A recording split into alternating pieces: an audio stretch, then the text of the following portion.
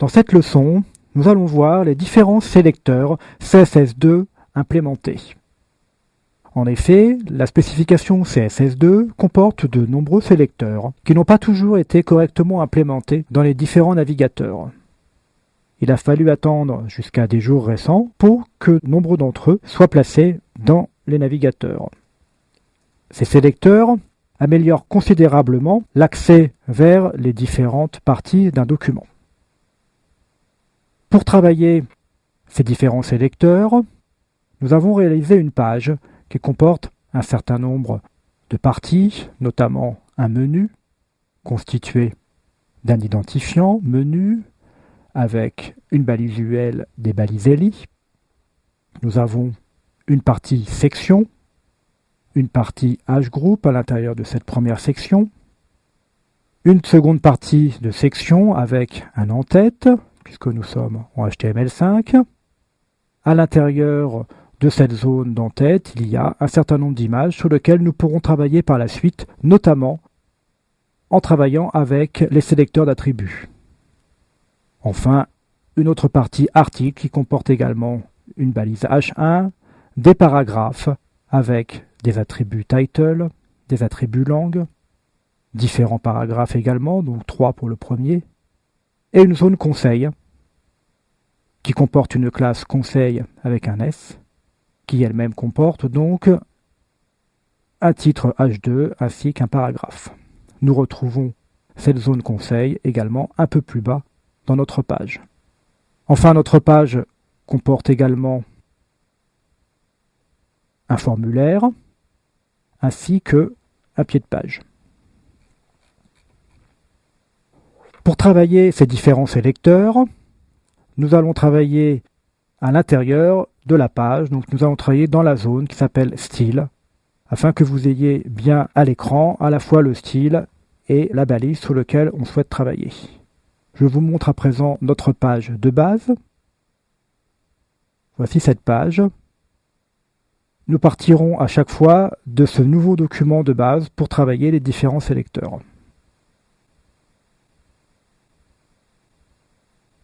Le premier sélecteur que nous allons utiliser s'appelle le sélecteur de combinateur filial. Il s'écrit de la manière suivante. De manière théorique, nous allons l'écrire A avec le signe supérieur à B. Cela signifie qu'on s'adresse à tous les éléments B qui sont le ou les fils de A.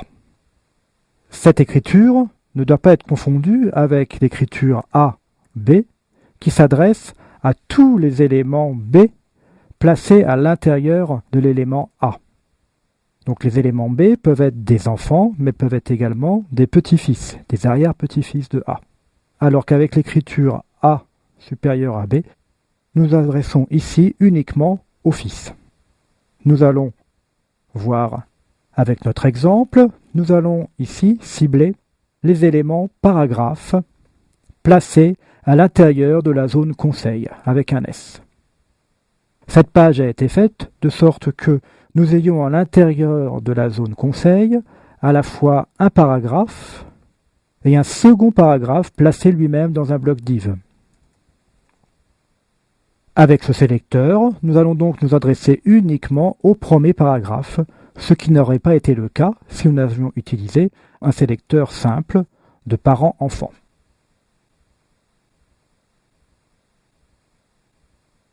J'ai écrit ce sélecteur, donc point conseil avec un S, et P. Pour voir la différence, je vais simplement vous montrer l'usage courant. Donc, nous allons utiliser une couleur verte. J'enregistre et nous allons regarder un aperçu dans Firefox. Le paragraphe situé après la zone conseil est bien verte. Dans ce cas présent, les deux paragraphes sont verts. En utilisant ce sélecteur, enregistrons, revérifions dans le navigateur. À présent, seul le premier paragraphe est colorié en vert puisque ce paragraphe est un fils direct de la zone conseil, alors que celui-là est inclus à l'intérieur d'un bloc div.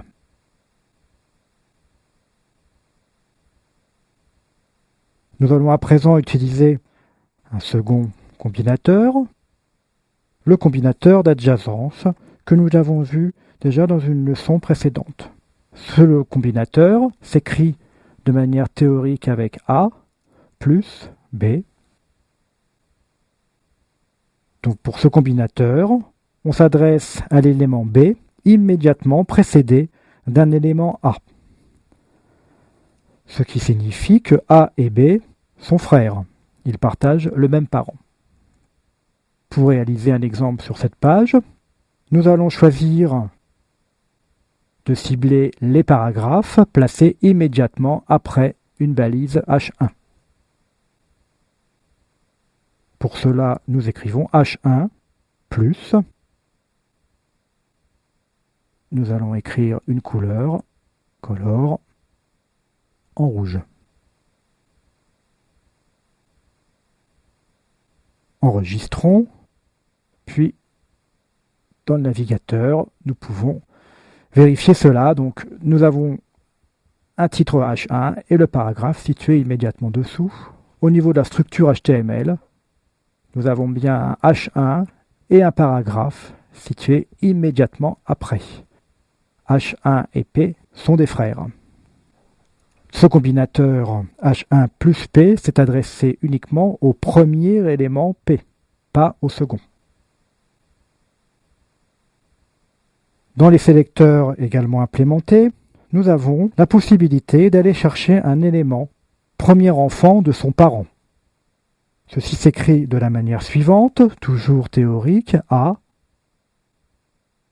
first-child. De cette manière, nous nous adressons à un élément A, premier enfant de son parent. L'élément A doit être le premier enfant. Il ne s'agit pas ici d'un premier type rencontré. Nous allons voir comment cela fait sur notre page. Nous allons cibler un élément LI placé à l'intérieur de la zone UL et cet élément LI sera le premier enfant de l'élément UL. Pour cela, nous allons utiliser LI, first child. Nous allons lui attribuer une couleur d'arrière-plan. Background, color, couleur qui se voit.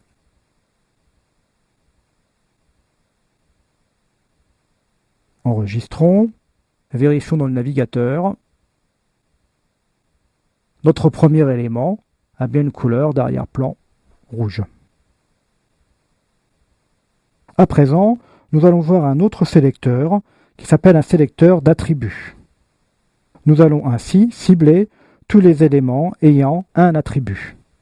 De manière théorique, nous écrivons ce sélecteur de cette manière, A, crochet droit et le nom de l'attribut. Puis évidemment, les accolades. Dans notre exemple, nous allons cibler tous les paragraphes ayant l'attribut langue. Pour cela, nous allons faire le P du paragraphe et l'attribut LANG pour langue. Puis nous allons donner la propriété font style italique. Point italique. Enregistrons. Nous allons cibler ainsi ce paragraphe, ainsi que celui-là. Depuis le navigateur, ces deux paragraphes sont bien écrits en italique.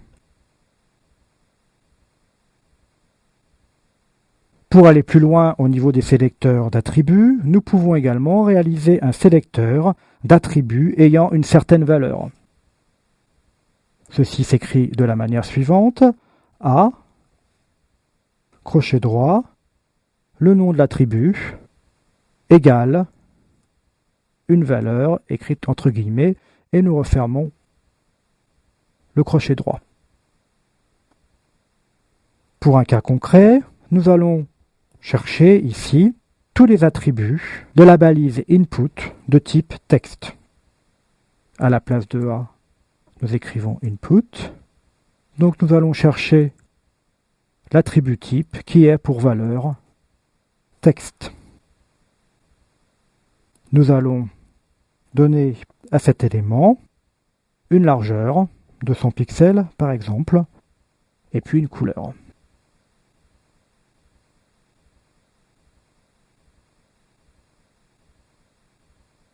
Et une couleur d'arrière-plan.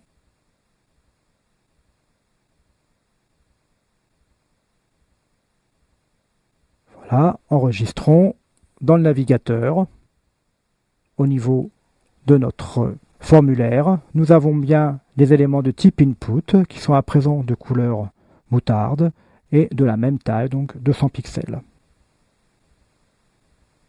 Enfin, pour terminer ces différents sélecteurs, nous allons voir sélecteur qui correspond à tout élément A dont l'attribut langue a pour valeur une liste de valeurs séparées par des tirets.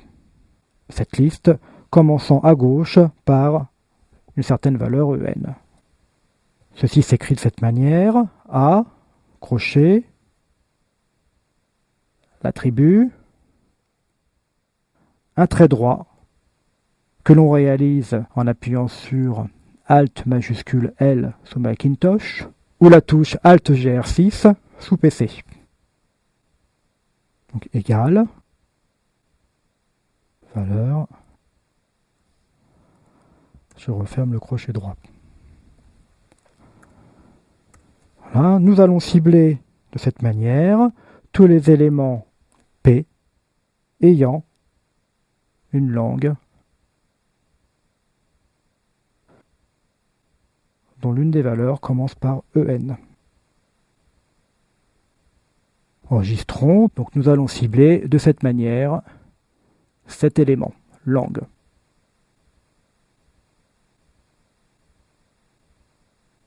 Nous allons lui attribuer une couleur d'arrière-plan nettement visible.